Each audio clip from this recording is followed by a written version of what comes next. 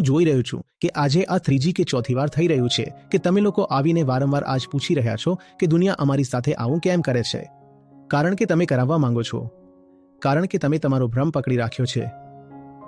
અને આ વાત ફક્ત મહિલાઓ પર લાગુ નથી થતી, પુરુષો પર પણ એટલી જ લાગુ થાય છે. કારણ કે લાચારીનું રડવું પુરુષો પણ ખૂબ રડે છે. કારણ કે તમે બહુ જૂની ચાલી આવતી નબળાઈઓને અપનાવી લીધી છે અને તેમને અપનાવવામાં પણ તમને કોઈ સુખ કે સુવિધા દેખાય છે. બીજું કોઈ કારણ નથી.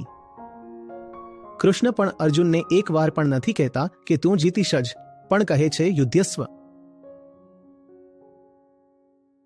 કહે છે તારો ધર્મ છે યુદ્ધ કરવું અને પછી જે પણ પરિણામ આવે તેને સહન કરવું.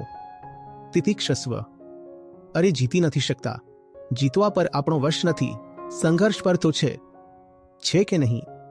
એ બિલકુલ નથી કહેતા કે હું ભગવાન છું, મારી ગેરંટી છે કે તું જીતીશ જ. બિલકુલ નથી કહેતા. કહે છે ધર્મ છે કે જે અયોગ્ય છે તેને હટાવો.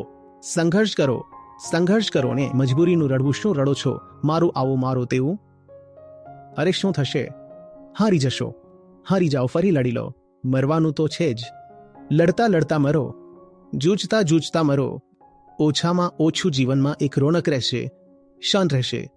અરીસા સામે માથું ઊંચું કરીને ઊભા રહી શકશો. દુનિયામાં બની રહ્યા છો બહુ મોટા અફસર અને ઇજ્જતદાર, અને અરીસા સામે છો શર્મસાર. આ કેવી જિંદગી છે? બોલો. છેલ્લો જવાબ પોતાની જાતને જ આપવો પડે છે.